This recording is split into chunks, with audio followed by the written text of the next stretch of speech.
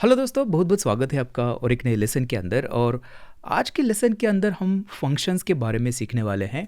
काफ़ी important topic है क्योंकि फंक्शंस हर जगह यूज़ होते हैं गो के अंदर। यहाँ पर जल्दी से एक फ़ोल्डर बनाते हैं फंक्शंस, और इसके अंदर एक फ़ाइल बनाते हैं फंक्शंस डॉट गो। यहाँ पर करते हैं पैकेज मेन फंक मेन। अब फंक्शन क्या होता है ना, बेसिकली ये जो आप मेन फंक्शन देख रहे हो ये भी एक फंक्शन है। ठीक है, इस तरह से हम फंक्शन बनाते हैं। फंक कीवर्ड यहाँ पर यूज़ करते हैं, उसके बाद फंक्शन का नाम, और उसके बाद यहाँ पर ये ओपनिंग एंड क्लोजिंग ब्रैकेट्स, और उसके बाद ये करली ब्रेसेस। ये बेसिकली फंक्शन की बॉडी है। ठीक है, इसके अंदर सारा जो लॉजिक है वो हम फंक्शन के अंदर लिखते हैं। अब ये जो मेन फंक्शन है ना, इसको हमें मैनुअली कॉल करने की ज़रूरत नहीं है, गो हमारे लिए कॉल कर रही है क्योंकि यही मेन एंट्री पॉइंट है हमारे इस प्रोग्राम का। तो अगर हमें एक फ़ंक्शन बनानी है तो यहाँ पर आपको बना के दिखाता हूँ। फॉर एग्ज़ाम्पल एक फ़ंक्शन है जिसके अंदर हम कुछ इंटीजर्स को ऐड करने वाले हैं। यहाँ पर फंक कीवर्ड, उसके बाद ऐड, फंक्शन का नाम लिखते हैं, उसके बाद इस तरह से ब्रैकेट्स। और यहाँ पर देखिए, यहाँ पर मैं क्या करूँगा ना, यहाँ पर रिसीव करना है 2 नंबर्स। मैं यहाँ पर करता हूँ A एंड B। ठीक है, ऐसे करने के बाद यहाँ पर और एक चीज़ हमें देनी होती है जो इस पैरामीटर का टाइप है। तो हमारे केस में इंटीजर है, तो इंट मैं यहाँ पर लिखूँगा, और b जो है वो भी इंटीजर है। ठीक है, यहाँ से मैं रिटर्न करूँगा a प्लस बी। अगर ऐसा करते हैं तो आप देख सकते हो यहाँ पर ये एरर देगा क्योंकि टू मैनी रिटर्न वैल्यूज़ ये बोल रहा है। ऐसे क्यों बोल रहा है? क्योंकि वैल्यू तो एक ही हम रिटर्न कर रहे हैं, लेकिन यहाँ पर मेंशन नहीं किया है कि कितने वैल्यूज़ रिटर्न कर रहे हैं। तो बाय डिफ़ॉल्ट वो समझ जाता है कि कोई चीज़ यहाँ से रिटर्न नहीं हो रही है, लेकिन हम तो कर रहे हैं। तो यहाँ पर हमें यहाँ पर मेंशन करना होता है कि एक वैल्यू यहाँ पर रिटर्न हो रही है जो कि इंटीजर टाइप की होगी। अगर ये 2 इंटीजर इसको ऐड करते हैं तो रिटर्न वैल्यू भी इंटीजर होगी। तो इस तरह से आप यहाँ पर रिटर्न वैल्यू जो है वो डालते हो। देखिए, ये टाइप स्क्रिप्ट से काफ़ी सिमिलर है। यहाँ पर एक फ़र्क है कि हम यहाँ पर कोलन नहीं डाल रहे हैं, राइट? इतना ही फ़र्क है, ऐसे समझ लीजिए। यहाँ पर ऐड करना है। ऐड को अगर कॉल करना है तो नॉर्मली हम इस तरह से फंक्शन को कॉल करते हैं। देन 3 and 5 मैं यहाँ पर कर लेता हूँ, और एक काम करते हैं, रिज़ल्ट को स्टोर करते हैं यहाँ पर। रिज़ल्ट, और इसको ऐसे स्टोर कर लिया, और इसको यहाँ पर प्रिंट कर लेते हैं। fmt print ln। ठीक है, इस तरह से, और यहाँ पर रिज़ल्ट को प्रिंट कर लेते हैं। देखिए, इस तरह से कर लिया हमने। चलिए, अभी इसको रन करना है हमें। इसको रन करने के लिए जल्दी से करते हैं गो रन, और यहाँ पर ये 12 नंबर की है फंक्शन डॉट गो। यहाँ पर आप देख सकते हो 8 हमें मिल रहा है, रिज़ल्ट इसका मिल रहा है। ये हो गया। अभी यहाँ पर एक फ़ीचर ऐसा है इसके अंदर, अगर देखिए यहाँ पर अगर ये जो पैरामीटर्स है वो अगर सेम टाइप के होंगे तो हम एक ही जगह पर उसको लिख सकते हैं। देखिए कैसे, ऐसे लिख दिया a एंड b, और साथ ही में यहाँ पर इंट लिख दिया। तो इससे पहले वाले जितने भी पैरामीटर्स हैं वो इंट हो जाते हैं। देखिए, अगर इसको रन करते हैं तो ये भी काम करेगा, राइट? इस तरह से भी आप कर सकते हो। काफ़ी इंटरेस्टिंग फीचर है। अब यहाँ पर और एक चीज़ है, देखिए, गो के अंदर जो फंक्शंस होती है ना, वो मल्टीपल वैल्यूज़ रिटर्न कर सकती है, राइट? ये काफ़ी कूल फीचर है गो का। यहाँ पर अभी एक वैल्यू रिटर्न हो रही है। एक काम करते हैं, मैं इसको कमेंट कर लेता हूँ, और यहाँ पर क्या करते हैं ना, यहाँ पर और एक फंक्शन बनाते हैं, राइट? यहाँ पर फंक्शन बनाते हैं, और यहाँ पर लिखते हैं फंक, और यहाँ पर करते हैं गेट लैंग्वेजेस। ठीक है, ऐसे एक फंक्शन बनाते हैं, और इसके अंदर कुछ पास नहीं हो रहा है। इसके अंदर कुछ पास नहीं करेंगे, ये बस कुछ लैंग्वेजेस रिटर्न करेगी।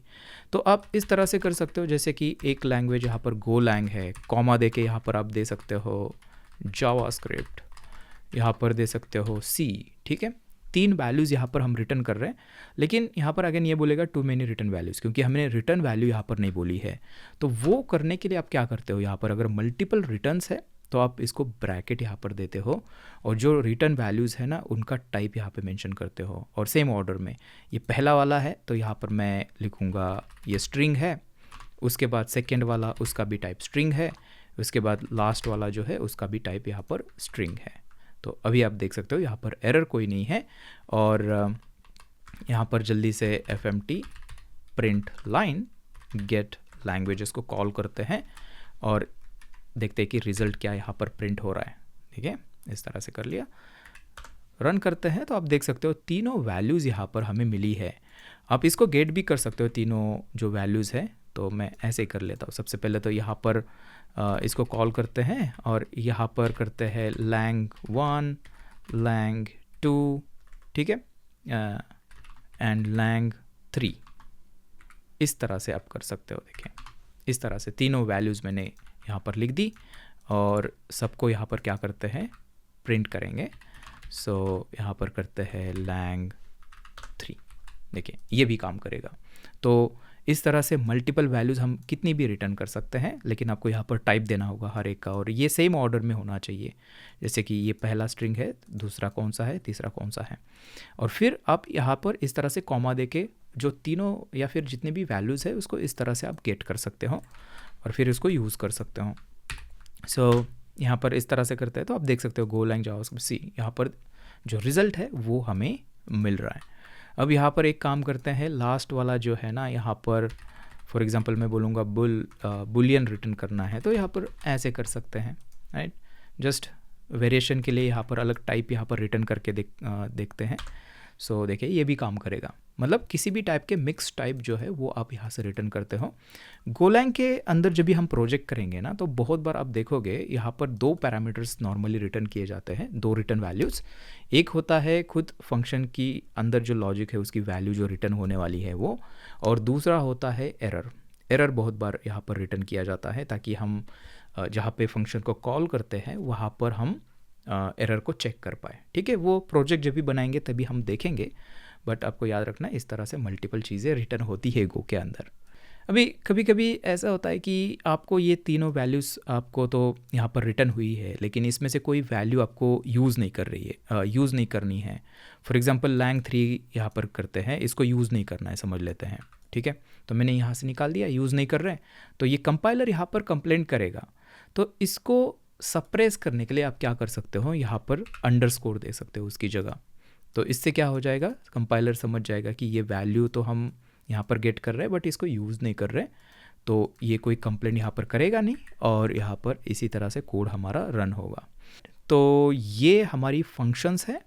अभी यहाँ पर गो के अंदर जो फंक्शंस होती है ना, वो फर्स्ट क्लास सिटीजन फंक्शंस होती है। इसका मतलब फंक्शन को आप किसी वेरिएबल को भी असाइन कर सकते हो, और या फिर फंक्शन को आप दूसरे फंक्शंस के अंदर एज आर्गुमेंट्स भी पास कर सकते हो, या फिर किसी फंक्शन से एक नई फंक्शन रिटर्न भी कर सकते हो।